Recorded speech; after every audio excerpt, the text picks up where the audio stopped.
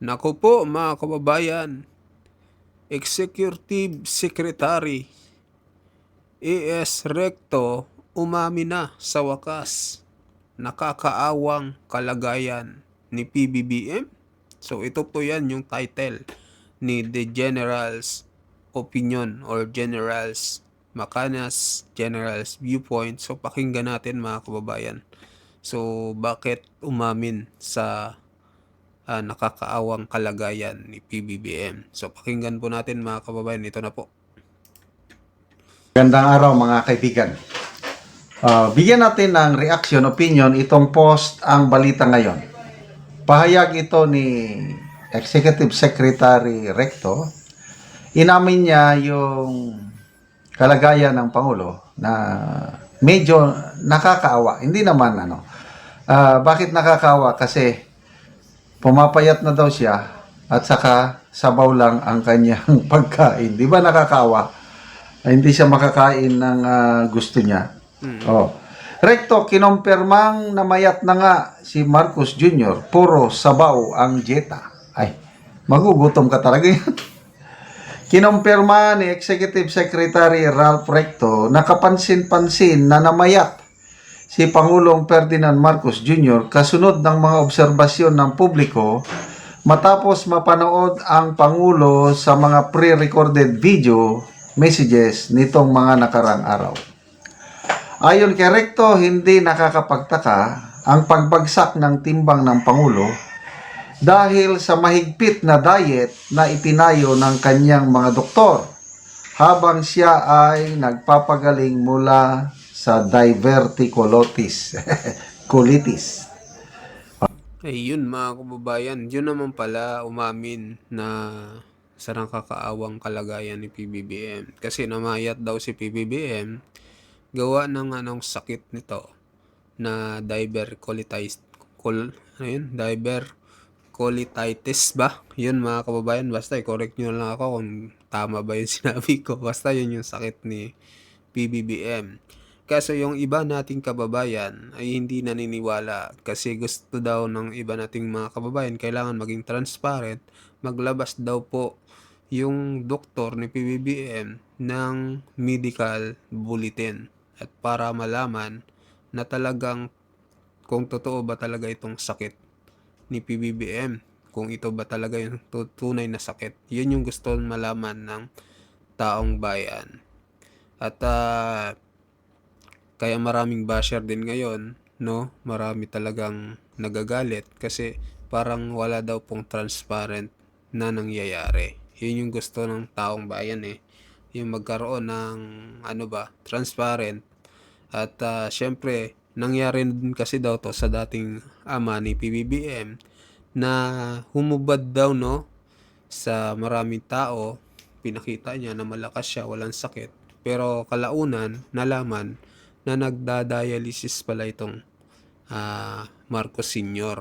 Kaya ganun na lamang yung gustong mangyari ngayon ng taong bayan na maglabas ng medical records at medical bulletin itong mga doktor ni PBBM kung talagang tunay na ito lang yung sakit ni PBBM. So tuloy po natin. Sabi niya, kung kayong lahat ay kumain lang ng sabaw ng 3, 4, 5 araw, talagang papayat ka. Kasi kapansin-pansin yung pre-recorded voice message ng Pangulo, kung na dito, yung payat na ang kanyang leeg. What the fuck? Burger King Whopper. Ano pa? Sa kabila ng pamamayat, iginit ng palasyo na maayos ang kalagayan ni Marcos Jr.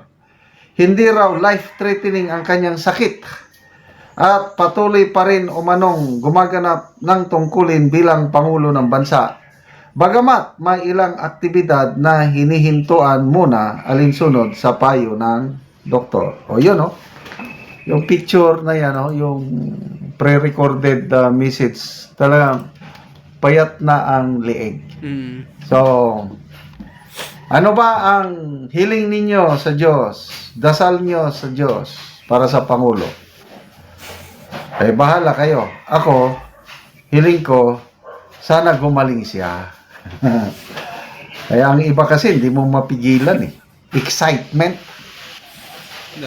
Kaya nga pati mismo ang Pangulo, huwag kayong masyadong excited na may mangyaring masama sa akin. Ay, nako. Ang Pilipino nga naman.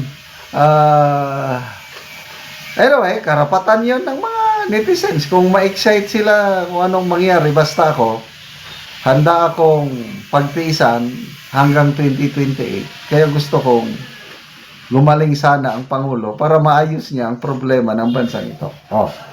So, yung kumakalat na CT scan report ng Pangulo na lumalabas no na parang may butas na, may surgery na, kailangan life-threatening kung hindi magapan, is fake daw yun o falsified, hindi daw totoo. May lumalabas So ano na ang totoo? And ayaw naman nilang magpakita ng totoo. Oo. May nabasa Yun na nga. kong post ni Attorney G. Sa ibang bansa daw, pag ang presidente ng bansang iyon ganyan, may karamdaman, ang personal na doktor ng Pangulo ang nagpapaliwanag. Ganon daw ang nangyayari sa ibang bansa. Si President Trump, nung bago siya umupo itong second term niyang ito, ipinakita niya talaga yung kanyang medical certificate na clean bill of health. Healthy si President Trump to serve as president. Inilabas. Transparency. Ang palasyo, bakit ayaw ipakita? Yung medical bulletin, sinasabi, ang medical bulletin daw para lang sa life-threatening disease. I disagree. Di ba mas maganda kung ang sakit ng Pangulo hindi malala? Di ba mas maganda? Then ipakita mo na yung medical certificate, ipakita mo na yung medical bulletin. Kung ako ang presidente, okay lang. Alam kong hindi masyado ko. Pagsalitain ko ng aking doktor para ma-stop ang speculation. Ngayon kasi, sabi ni Auntie Claire, mas nakakaalam daw ang Pangulo sa niyang pangangatawan. Kaya nung sinabi ng Pangulo na I'm okay, maniwala na daw tayo. Si Auntie Claire, hindi na kailangan ng medical bulletin dahil nagsasabi naman kami sa inyo na ayos ang Pangulo. Ang gusto nila, maniwala na lang tayo in toto. Kung anong sinabi nila, yun na yun. Problema. Halos marami nang hindi naniniwala. Ako, personally, kung si Auntie Claire ang nagsasabi, umiiling na lang ako. Kahit ang Pangulo, pag siya ang nagsasalita, nag-iisip ako, totoo ba? Totoo ba? Totoo ba? Totoo ba? Kasi ang dami ng instances, iba ang sinasabi, iba naman ang nangyayari on the ground. So ito, tanong lang ito, mga post ni Attorney Guanzon, ano ba talaga? Kung dumugo ang bitoka ng Pangulo, kailangan mo general surgery, operahan. So magkakaroon ng general anesthesia. So unconscious. So ang interpretation ni Attorney Guanzon, incapacitated na yun ang Pangulo. At ang Constitution, very clear. If the President is incapacitated, the Vice President can act as acting President. Habang, gano'n ang punto nyo. Kaya lang, takot ang administrasyon o ang palasyo na ipahawak kay Bibi Sara in acting capacity. Baka, so, hanggang kailan kaya makaka-recover ang Pangulo? Magwa 1 week na If I'm not mistaken, January 22 o 21. Ang petsa na ngayon is January 30. So, more than 1 week na. Sana naman, makarecover na ang Pangulo. Kailangan natin ng stability sa government. Ang foreign investors, alanganin ng mag-invest sa atin dahil sa korupsyon. Lalong, madadagdagan ang kanilang takot mag-invest sa bansa kung alam nila na ang Pangulo, ang kanyang health, alanganin, ayaw nilang mag-release ng medical bulletin. Kaya sana matapos na itong issue na ito. Sana gumaling na ang Pangulo at back to work na siya. Again, yung mga Karadibid fans na yan, bahala kayo kung ano ang inyong wish.